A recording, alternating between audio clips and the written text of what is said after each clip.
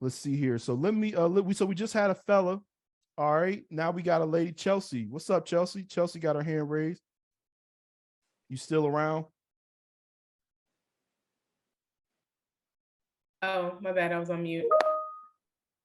All right, no problem. So what's your name? And we just said your name, Chelsea. So what's your name? What part of Atlanta are you in, and where are you from? Uh, well, my name is Chelsea. I am in Ackworth, on the part that's like right at the borderline of Kennesaw and Woodstock.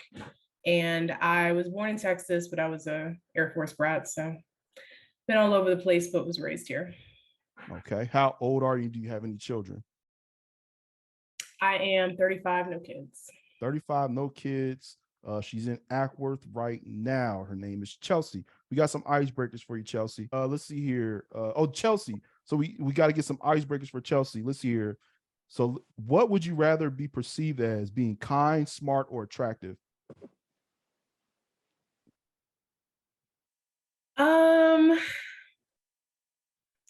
on one hand, like I feel like most people are going towards the kind thing, which I do believe that kindness is important. I think for me, I would probably give an edge to smart. Mm-hmm. Just because I'm a sapiophile slash sapiosexual. And so I feel like being smart would attract other smart people. So, so sapiophile, somebody that's attracted to another person's intellect, or a person who's intelligent. Is that it? Yeah. Okay. I'm slow, Chelsea. So I gotta gotta break it down for me. Let's see here. So if you could travel anywhere, where would you go? Oh, I have a bucket list. I'm gonna say Tahiti's been on my mind lately, so let's go with that. Okay, Tahiti. And let's see here. If you could meet anyone in the world, alive or deceased, who would it be and why?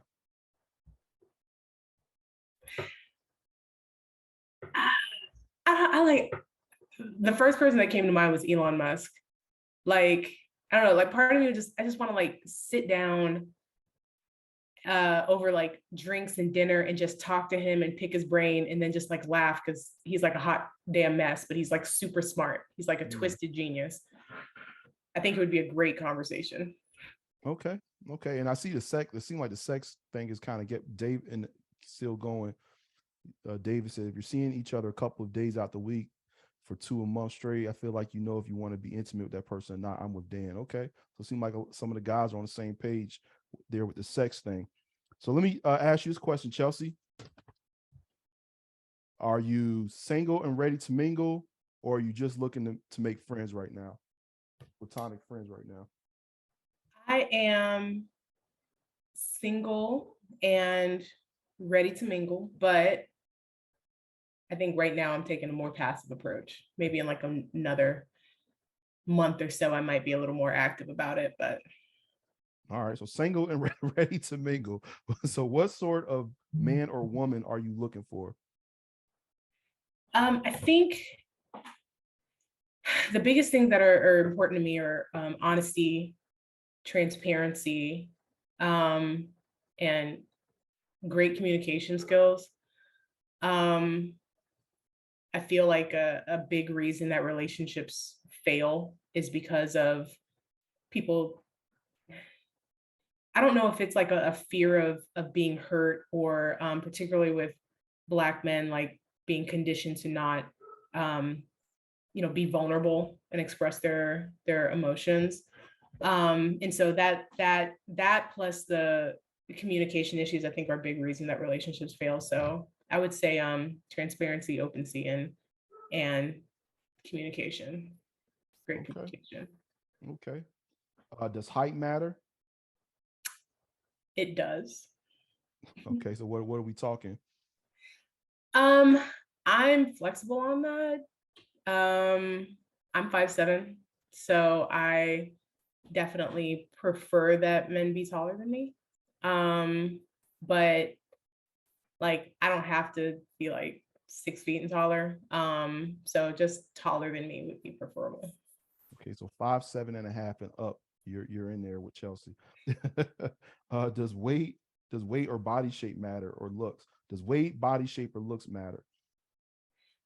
I mean, I would, as far as looks, like I feel like I need to be attracted to you, um, but I mean, as far as like body weight and shape, like I think somebody had said that really it just depends on what they're doing with it. So like, um, I mean, like me, for example, like I'm actively working on getting in better shape. Like I'm probably in the gym like 5 days a week. So, Mm, and I wouldn't say that like the person that I'm with has to do the same, but to me, it's like a mindset and and making an effort to better yourself, whether it be for you want to feel like you look better or you want to just feel better, health issues. Like I would love to be with somebody where it's just like we can encourage each other and like, hey, let's go hiking or let's go to the gym together or something like that. okay. Let's see here. Does income matter? I'm flexible on income. I understand that nowadays women often make more money than men. My last relationship, he made less money than me. Um, but for me, what's most important is that you can provide for yourself, that you can save, that you can do the things that you enjoy doing and that you need to do, and not be going paycheck to paycheck, like, hey, I'm in, thousands and thousands of dollars in debt, because that's not something that I bring to the table. Mm-hmm. So I mean, again, you don't have to make as much money as I do, but I would hope that you can, you know, cover things yourself and be an asset in a relationship instead of a liability. Okay, that's reasonable. And all the time, a lot of these conversations and stuff we be hearing online, a lot of men's perception of women and the things that women want to look for. Uh, if you ask us, let's see here. Somebody just messaged me. I'm trying to see. Said Zoom keeps putting her hand down. Okay, we'll get you in there next. If just remind me if you can. A lot of times with online stuff, we think that a lot of men are under the impression that women are looking for a guy that's 6 feet, six figures, and whatnot. But just talking to a lot of ladies in my personal life and here tonight, that's not really a thing like that. It seems like in the real world. So I think some guys can take heart with that. So who pays for dates, Chelsea? Like who pays for dates? I think it's a give and take.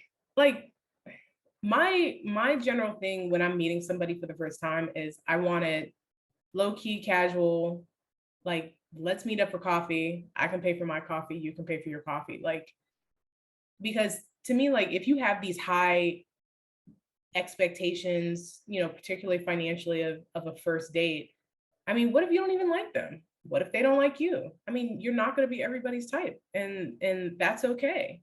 So I feel like just going into it on like a hey, let's just meet, see if we vibe, kind of like on a casual friend level, and then if it's a good vibe, then like we can do a second date. Who pays? Like who pays for the second date? Um, I mean, if we go Dutch on the first date, my general expectation would be that the guy paid for the second date. But I mean, after that point, oh, I think part of it also is like who's asking. I mean, I'm probably not going to ask for a second date. Like I have done the first initial, like, because I don't really like wasting my time. Um, like some people be talking online for 2, 3, 4 weeks. Like I just want to know if we even have a connection and Mm-hmm. take it from there. So like I have in the past just been like, hey, let's meet for coffee. Um, and then after that, I'm like throwing the ball in your court. Like, so I probably wouldn't ask for a second date anyway. But anyway, my expectation would probably be that the guy asks, invites me out to the second date, he pays. And then from that point, Like, I feel like it's a give and take. Like, Right. I've there have been times where I paid for a date, especially if it's a place that I'm just like, because I'm a foodie. So if there's some place I'm just like, hey, I really want to check this place out, let's go. So yeah. Somebody just messaged me. You're doing a great job. What an interesting experience. Enjoy your night. Thank you so much. Oh, Uh, let me ask you this, Chelsea. What's your? I'm gonna step away and I ran out of my juice, so I'm gonna go get some juice. But I'm gonna ask you this question before I go. What's your position on like sex while dating, relationship? What's your position? so I was kind of similar to Cornelius. I was raised uh where it's like no sex before marriage. Um that lasted until I was, I think, 19. So I I would I would try not to lead with sex off the bat because I do believe that it can cloud your judgment. Um, you know, it's a lot better to, in my opinion, to get to know somebody without having sex at the forefront, because it's easy to see through rose colored glasses once sex is involved. But if the vibe is there and things are progressing and we're both on the same page, I can't say that I wouldn't be open to it or even potentially initiate it. Before relationship, after relationship, or just depends on the vibe? It depends on the vibe. All right, there we go. Did you have any questions for Chelsea, Nat? Yes, I do. So she said that she would go with the word smart to describe her. Is she also looking for a man that has a degree as also, or just is smart on her level? So like education level Right. factor, Chelsea. Oh, I mean, you don't have to have a degree to have a good career. I mean, you could have a uh what is it, like Certificate. certificates or something? Yeah, like a vocational certificate. Yeah. And so when I say smart, like I don't necessarily mean book smart. Like, I like to have deep conversations. I am full of just random knowledge, just because I like researching things. And and so it's kind of it's kind of hard to describe. Like, have you ever heard of the Myers-Briggs test at all? Natalie, I told you I'm a dummy. No, I haven't. Sorry. I I've think I've heard heard of of the that before. Chelsea. Yeah, so it's I mean, they have, I guess, these letters where that describe like if you're introverted or extroverted, if you're Mhm. intuitive or a sensor, if you're like more organized or more flexible and stuff like that. And so I would say, oh yeah, somebody just said ESTJ. So as every time I've taken this test, I've been an INTJ. And so to me, like, I vibe best with people who have that intuitive piece where we can just Mhm. like talk about anything and everything. And but then there are some people who I have conversations with where it's just like kind of like on the surface, kind of small talk. Like, I'm very much a big picture, um, like kind of future minded, deep or whatever type of person. So that's, I think, what I mean by like a sapiosexual. Like, I just enjoy having these great conversations. Um, and to me, that's different than book smart, if that Mhm. answers your question. Yeah, yeah, it does. Thank you. All right.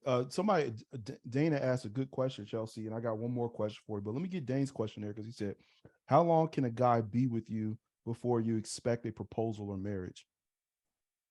So I have always told anybody that I've dated, like once we got past, like once we've gotten a few dates in or whatever, I'm like, you got 2 years and that's it. And I have said it, I mean, kind of jokingly, but kind of serious. But I personally feel like it takes like a good 6 months to really get to know somebody. Now, to counteract what the other guy said, I don't feel like it takes 6 months to determine if you want to be in a relationship with them. But I do feel like it takes a good 6 months to really get to know somebody, you know, potentially up to a year. But I don't feel like it needs to take 3, 4, 5, 6 years to determine if you want to marry somebody. If you haven't figured that out within 2 years, then either you're not ready or you just don't want to marry them.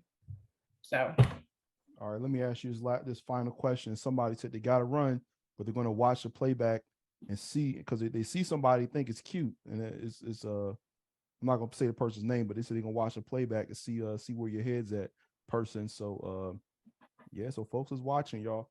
Let's see here. So what makes you a good catch, Chelsea, for the person that you want? What makes you a good catch for the person you want?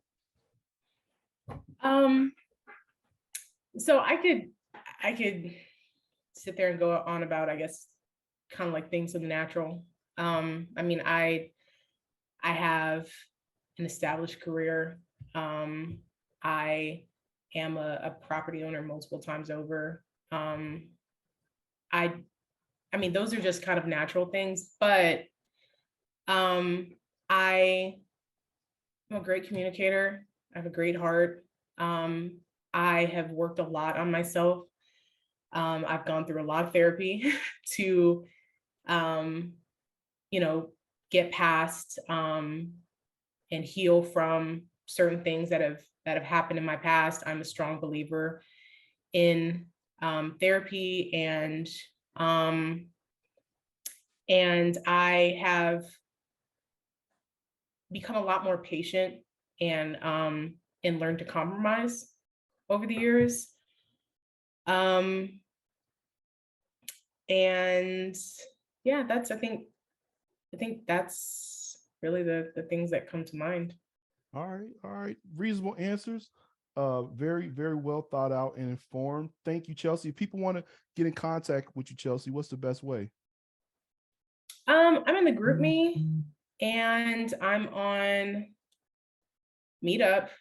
I don't have Instagram, Snapchat. I don't even know all the little social media sites nowadays. But I have a Facebook, but I keep that kind of private. So yeah, I would say Meetup or group me. Meetup or group me. Y'all can just scroll through the attendees and y'all find Chelsea. Or thank you so much, Chelsea. Thanks. So